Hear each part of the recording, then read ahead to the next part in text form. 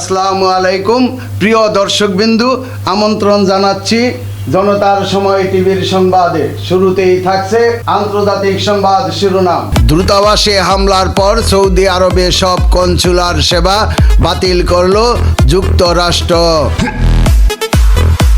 এবার দেখবেন বিস্তারিত। সৌদি আরবে অবস্থিত মার্কিন মিশনগুলোতে সব কনসুলার সেবা বাতিলের ঘোষণা দেওয়া হয়েছে। রিয়াদে অবস্থিত মার্কিন দূতাবাস এই ঘোষণা দিয়েছে। সামাজিক যোগাযোগ মাধ্যম এক্সে দূতাবাসের দেওয়া বিবৃতিতে বলা হয়, আজ মঙ্গলবার নির্ধারিত সব নিয়মিত ও জরুরি সাক্ষাৎকার বাতিল করা হয়েছে।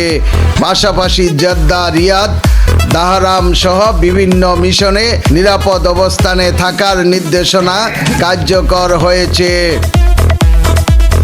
দূতাবাসে হামলার বিষয়টি উল্লেখ করে বিবৃতিতে পরবর্তী নির্দেশনা না দেওয়া পর্যন্ত দূতাবাস এড়িয়ে চলার পরামর্শ দেওয়া হয়েছে। যুক্তরাষ্ট্রের সকল নাগরিককে ব্যক্তিগত নিরাপত্তা পরিকল্পনা অনুযায়ী চলার পরামর্শ দিয়েছে দূতাবাস।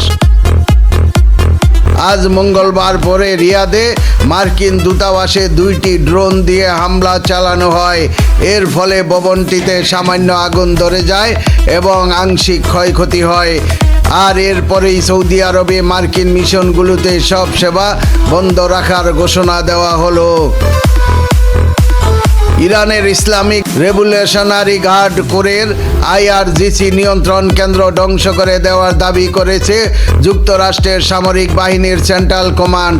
একই সঙ্গে ইরানের প্রতিরক্ষা ও ক্ষেপণাস্ত্র উৎক্ষেপণ কেন্দ্রগুলো ধ্বংস করার দাবি করেছে তারা।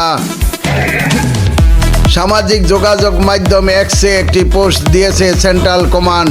সেখানে তারা লিখেছে, মার্কিন বাহিনীর ধারাবাহিক অভিযানে ইসলামী রেভলিউশনারি গার্ড কোরের পরিচালনা ও নিয়ন্ত্রণ কেন্দ্র, ইরানের আকাশ প্রতিরক্ষা সক্ষমতা এবং ক্ষেপণাস্ত্র ও ড্রোন উৎক্ষেপণ কেন্দ্র এবং সামরিক বিমান ঘাঁটি ধ্বংস হয়েছে।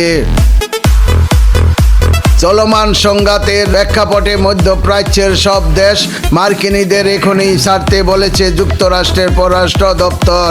আজ মঙ্গলবার যুক্তরাষ্ট্রের পররাষ্ট্র দপ্তরের ভেরিফাইড ফেসবুক ও এক্সে দেওয়া পোস্টে কথা বলা হয়।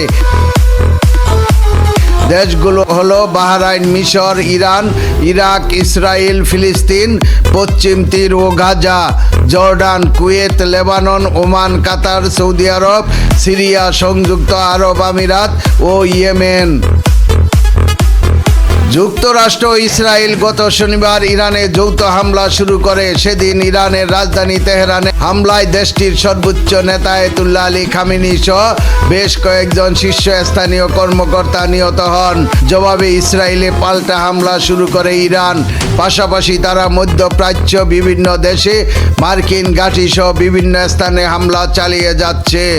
মার্কিন পররাষ্ট্র দপ্তরের কনসুলার অ্যাফেয়ার্সের ফেসবুক পেজ। প্রিয় দর্শকবিন্দু, আজকের প্রতিবেদন এই পর্যন্তই এখানেই শেষ করছি আমি মনসুর রহমান পাশা, জনতার সময় টিভি। আল্লাহ হাফেজ।